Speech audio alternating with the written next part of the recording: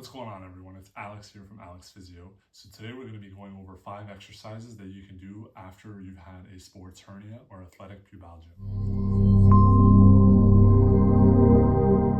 My name is Aleks Physio. I'm a physiotherapist here in Vancouver, British Columbia, and I want to tell you that sports hernias are very stubborn injuries that don't tend to get better with time. You actually have to work on the exercises, build up the load around the muscles in that region, in your abdominal area and in your growing area, to help you to return back to your activity or sport.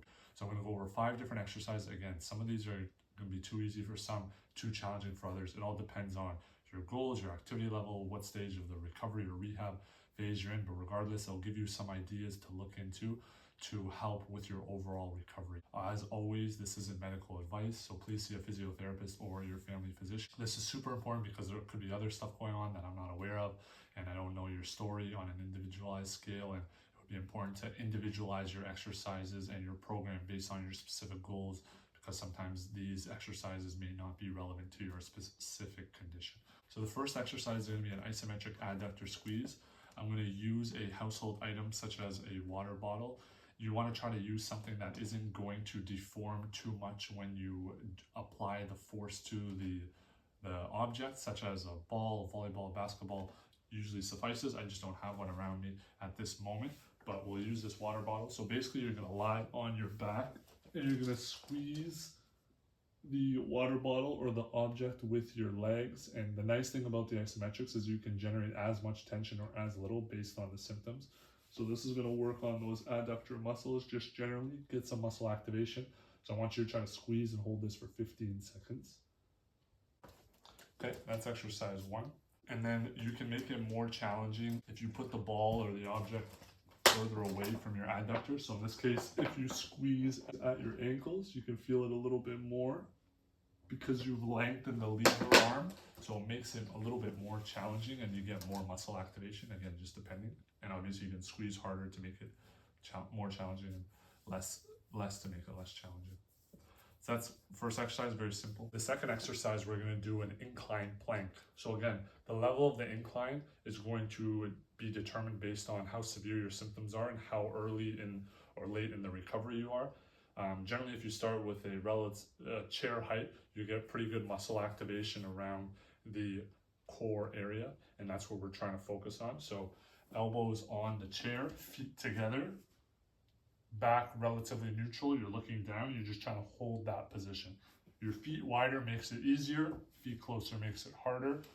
Hands clenched makes it easier, or clasped, hands apart makes it harder. And just try to hold this position, squeeze your tummy muscles, squeeze your bum. 15 seconds.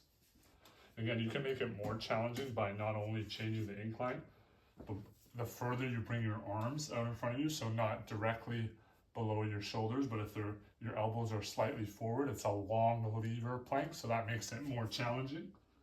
And same thing, just hold. Notice I'm shaking a little bit.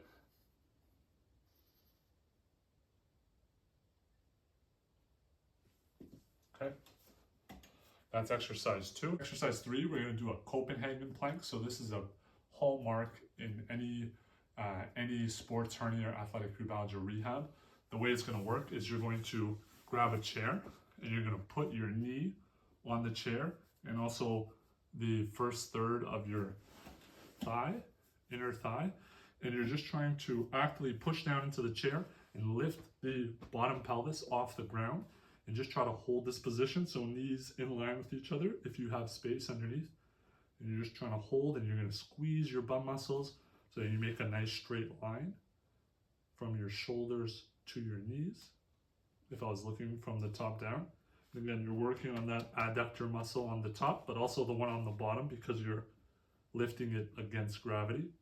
Hold here, 15 seconds, and relax. And to make it harder, you can increase the height of the chair. To make it easier, you can decrease the height of the surface the leg is on. And then you can also straighten your knee. So if the knee is straight, it's more challenging, or relatively more straight, it's more challenging than if the knee is bent.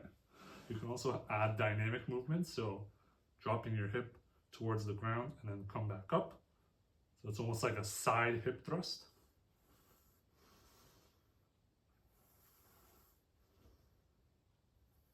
And then switch sides. Exercise 4, you're going to do active range of motion adductions. So if the right side is irritated, you're going to put your left leg across the right leg, lie on your right side, and you're going to try to lift that leg up, come back down. So again, you're working on end range of motion for adduction. And this one is harder versus if you're doing it in standing, like with a cable or with a band, because you have to work fully against gravity, because gravity wants to drop you straight down and you're fully working against that. Again, knees bent is easier compared to knees straight. You can use a band around your leg as well and tie it to the bottom of a desk or bottom of a sturdy table or anything that isn't going to move and lift against that too, or even a weight, a heavy dumbbell. Okay, that's exercise 4. Exercise 5, you're going to do dead bugs. So knees and hips bent to 90 degrees, arms straight out in front of you.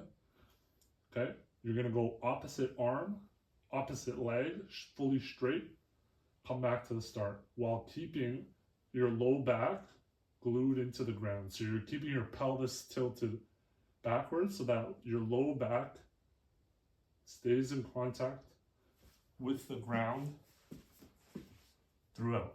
Because as you extend, especially when you extend your arm and your leg, the tendency is going to be for you to want to arch your back and flare your ribs, but you want to try to keep everything down if you can. If that's too challenging for you, then shorten the lever arm, as we were talking about before. So instead of going fully straight, you can just do a tap with your knees slightly bent, and then as that gets more comfortable, keep your tummy muscles squeezed throughout. As that gets easier, then you slowly straighten your knee further and come back to the start. And then you can add the arms later. So there you have it. We went over 5 exercises that you can work on to help improve your strength and function if you've had a diagnosis of athletic pubalgia or a sports hernia. Obviously, this isn't medical advice, but it gives you some general ideas to help with your overall rehab in terms of exercise selection. See a physiotherapist to give you a more individualized program. But these exercises form that baseline foundation of strength and muscle activity and activation, and then progressing on from there would be the next step towards your recovery. Let me know what you thought about this video. I have another video where I go over sports hernias in general, just talking about the definition, diagnosis, anatomy, all that stuff that you can check out if you want to give you a little bit more context. And consider checking out some of my other videos where I go over other exercise pathologies and medical related topics that physiotherapists can play a role in. And if you still find value, please consider subscribing. It really allows my channel to grow and allows me to reach a wider audience. Until then, we'll see you in the next video. Thanks for watching.